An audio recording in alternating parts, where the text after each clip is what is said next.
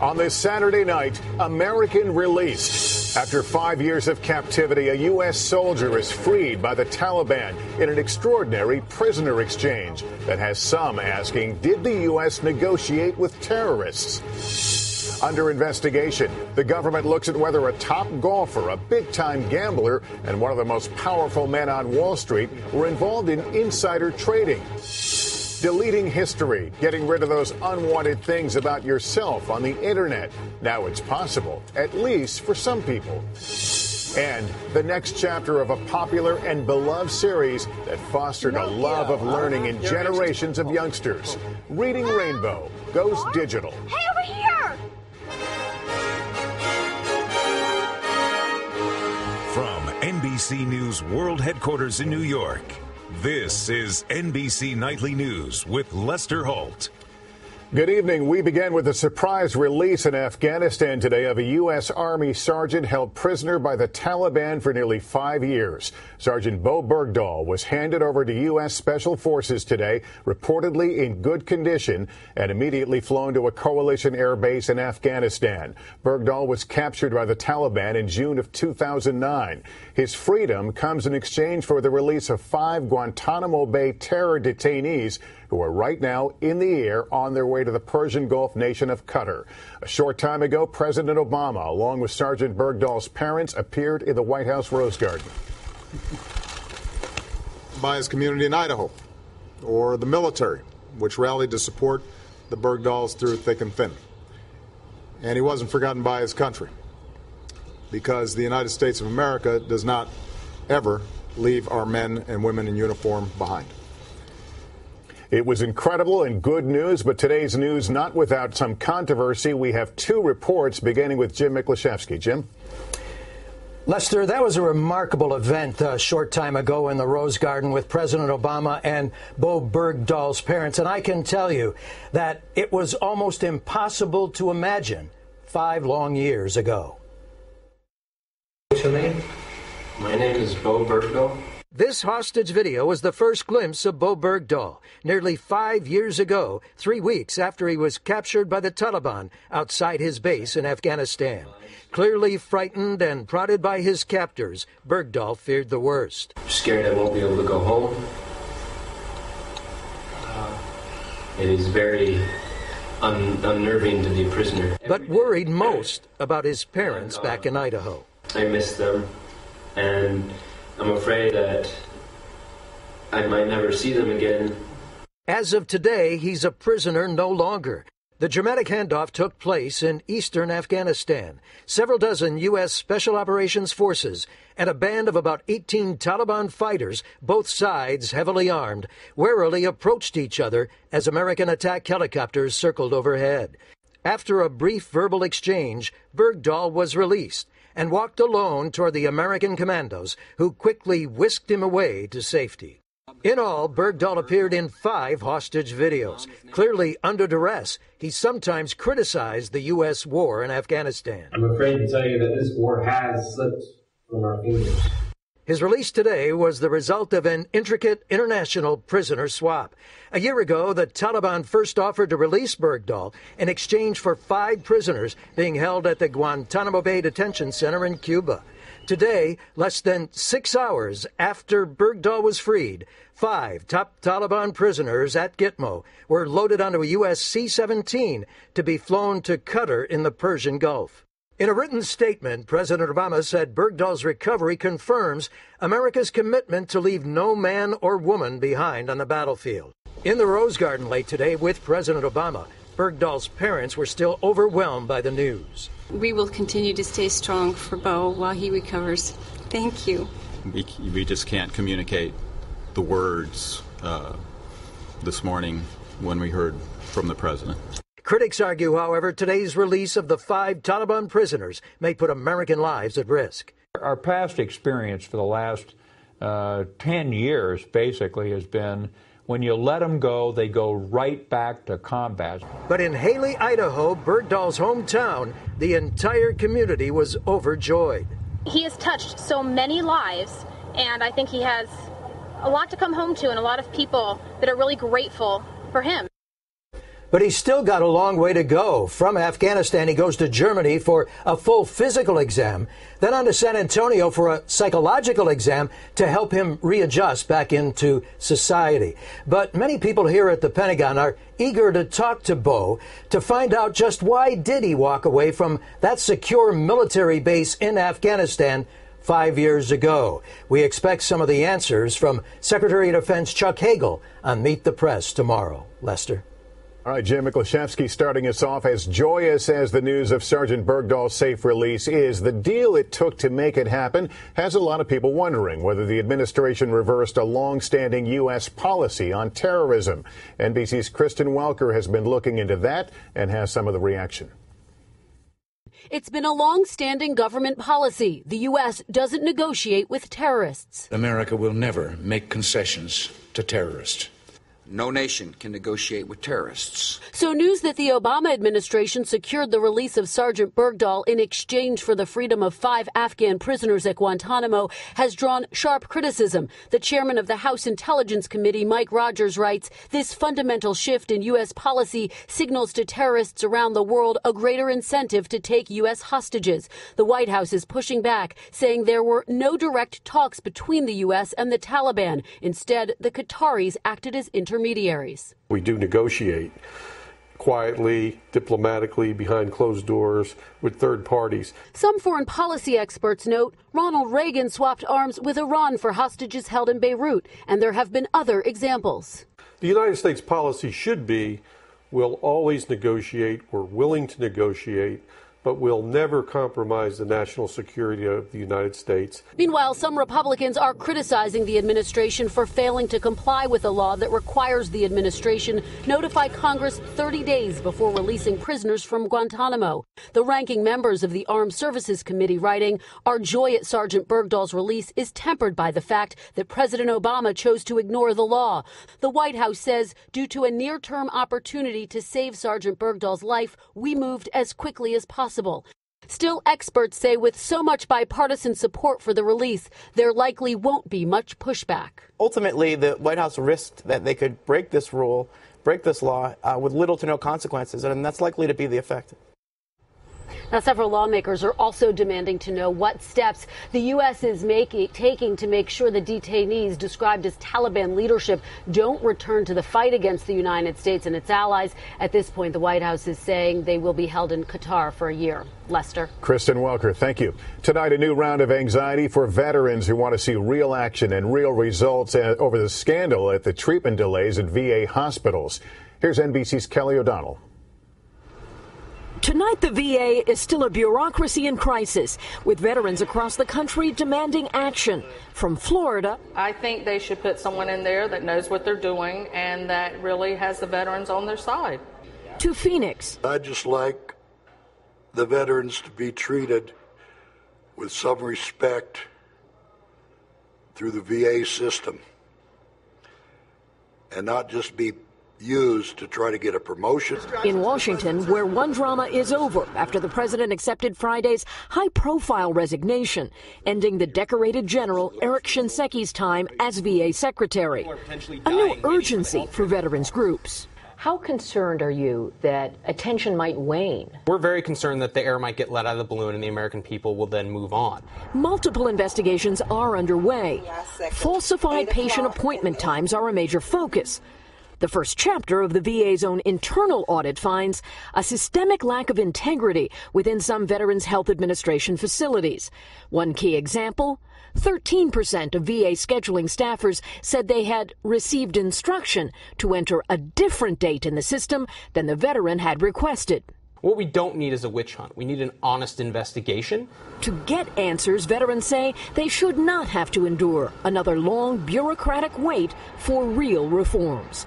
Kelly O'Donnell, NBC News, Washington. The NBA has announced that it is moving forward on the sale of the LA Clippers to former Microsoft CEO Steve Ballmer. So it has canceled a meeting next week at which the NBA would have voted to terminate the Sterling family's ownership of the team. Shelley Sterling sold the team without approval of her husband, Donald, and she agreed not to sue the NBA. Analysts say that means a $1 billion lawsuit against the league by Donald Sterling is probably moot. Overseas, there were violent demonstrations today in Turkey. Riot police used tear gas and water cannons on hundreds of anti-government protesters who defied a ban on such demonstrations in Istanbul and Ankara. The clashes came on the anniversary of protests last year. Thousands of people were wounded and at least a dozen were killed during months of protests. There is growing anger in India and beyond tonight over an attack on two girls who were raped and killed earlier this week. This is the latest attack in a country that has faced criticism for years that it has done little to combat widespread sexual violence. We have more on this tonight from NBC's Duncan Golestani. There were widespread protests across India today after a brutal attack on two teenage girls. The victims were cousins, just 14 and 12 years old. They went outside Tuesday night to use the bathroom and disappeared. Their bodies later found hanging from a tree. They had been gang raped and strangled. Behind the outrage, allegations the police refused to help when the father of the youngest girl reported them missing. The family are Dalits, the community once known as the untouchables in India's ancient caste system. They claim that's why the police turned them away. We are very, very angry, and this is why I think so many people showed up today, to share their grief and anger and to say that we are with Dalit victims of violence everywhere. Anger at the police and the Indian government has been growing since the 2012 gang rape and murder of a female student on a bus. Her attackers were sentenced to death after nationwide protests. Since then, prison sentences for rapists have been doubled. But human rights activists say the problem is getting the police to take allegations of rape seriously in the first place. The first thing they will tell her is, "You're lying. This has not happened to you. You're trying to falsely implicate." In this case, there have been 5 arrests, 2 police officers along with 3 of the suspected attackers. The girl's father, a poor farm worker, is refusing to take compensation from the government. Instead, he has demanded and is getting a federal investigation. Tonight, his fight for justice is gaining support across India. Duncan Golestani, NBC News, London. Meantime, in Southeast Asia, a volcano in Indonesia is causing big problems for air travel in that part of the world. Yesterday's eruption sent 3 massive clouds of ash, tens of thousands of feet in the air. 2 of the clouds drifted southeast over Australia, forcing the cancellation of numerous flights to and from and within Australia. There's a lot more ahead on NBC Nightly News this Saturday night. They're calling it the right to be forgotten, removing unwanted items about yourself on Google. And later, coming soon to a chorus near you, how about a round of foot golf? We're back with a fact of life in a digital age. Just about everything about you that has appeared on the internet can be found on Google. But who among us doesn't wish a thing or two about us could be deleted? Well, now you may get your wish. Our report tonight from NBC's Stephanie Gosk. The internet holds some pretty undesirable details of our lives. Anything online you'd like to pull off? Yeah. And the Iraq, everywhere, such as. Up until now, what happened online generally stayed online. But Europe's top court recently ruled that internet users have what's called a right to be forgotten. Citizens there can now ask Google to remove links about themselves from the company's Europe-based search engines.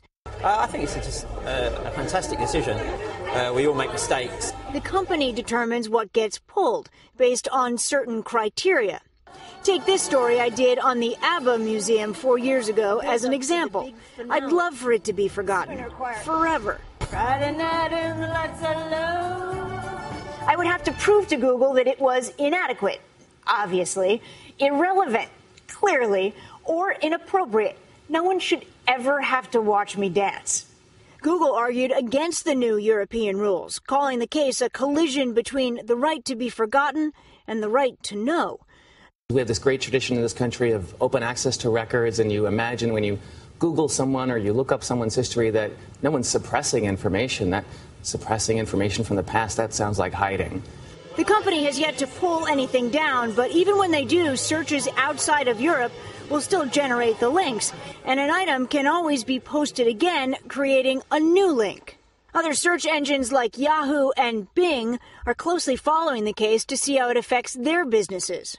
The European Court may say there is a right to be forgotten. You can dance. But there are some things that simply never will be. Stephanie Gosk, NBC News, New York. So if you're at your computer, it's Gosk and ABBA. When we come back, an exciting new chapter for a kids' classic. Wants to be a real pig. It's a pretty silly idea. We've got some good news to report tonight for parents who might be hoping for a revival of Reading Rainbow, the program that so many grew up with during its run on public TV. Well, now it appears that its host will bring it back on digital. Here's NBC's Janet Shamlian. It was the theme song for a generation. Take a look, it's in a book, a Reading Rainbow. Millions grew up on Reading Rainbow. The PBS program was showered with awards before ending in 2009. First poem is called Book. Longtime host LeVar Burton this week launched a Kickstarter campaign to bring it back, not on TV, but how kids learn now, interactively and on the web. I want to make this completely free to classrooms in need. His goal was $1 million in 35 days. He had it in 11 hours. I am overwhelmed. Thank you so much. Tonight, donations have topped $3 million. It seems to be giving people who grew up on the show an opportunity to give back to something that they feel gave to them. Take a look. 35-year-old Christine Tolson still knows the theme song from when she watched in the 80s. Oh, my goodness, golly. Tolson donated $250 so her 3 children could enjoy it, too. All through my childhood, even through adulthood, I love to read, and a big part of it is due to Reading Rainbow. Reading Rainbow is already a tablet app. I'm here. Burton says donations will put it on the internet for a subscription fee, but free for students in low-income schools. I'm on a mission. I got stuff to do. We've got kids that we're losing, that are slipping through the cracks. A pot of gold at the end of Reading's Rainbow, fueled by a wave of nostalgia. Janet Shamlian, NBC News, Houston. Another icon from 1980s pop culture has been sold. It's the glass house featured in Ferris Bueller's Day Off. And as you'll recall, it was this house where his friend Cameron famously kicks his father's Ferrari through the glass and into the ravine. After several years on the market, the house sold for just over $1 million. No let up today in the treasure hunt that has lots of folks in Southern California in a cash-driven frenzy. Today it was a scavenger hunt on a beach. The mystery man said in a tweet that dozens of Angry Bird figurines with cash would be buried there. A crowd quickly descended on the beach in hopes of finding a few bucks, if not exactly striking it rich. Up next, the new sport in which a hole-in-one gets a whole new meaning. Finally, tonight, chances are you might not have heard about a new sport that's gaining ground. If you like the fairway and you also like to kick, then this game is one to check out. Jenna Wolf went out for a round of foot golf. Combine the popularity of golf with the international star power of soccer. Pretty cool to be on the pioneering end of a sport. And you get foot golf, an athletic marriage of, well, soccer and golf. You just don't use clubs. You use your leg and you use a size 5 soccer ball. Same rules, same course, same European origins. Golf's already established. Foot golf is well on its way, now played in 22 different countries. Roberto and Laura Balestrini brought the sport to the U.S. They're the founders of the American Foot Golf League. Here in the U.S., we now have over 120 courses in 30 states. Who is this sport designed for? Who is your target audience? Anyone can play foot golf. It can be as fun as you want. Even the PGA is a fan. Why? Because it's bringing people back out onto the golf course. Crystal Springs in New Jersey just launched foot golf this spring, and it's already taken off. We've seen all sorts of families, young people, men and women, a completely different clientele come out and be able to enjoy the sport. The dress code, Argyles. The rules, just like golf. This is a par 5. With a touch of soccer. That is a terrible, terrible shot. And don't think this isn't competitive. What is happening to my ball? Like many first-timers, foot golf takes a little practice. Maybe you want to go to the left. A lot of patience and a little bit more practice. Ta-da! With little more than a ball for equipment, it's easy to see why this is quickly becoming such a popular new sport. Yes! Eagle! Jenna Wolf, NBC News, Hardesty, New Jersey. That's NBC Nightly News for this Saturday. I'm Lester Holt reporting from New York. I'll see you tomorrow morning on Today and right back here tomorrow evening. Have a good night, everyone.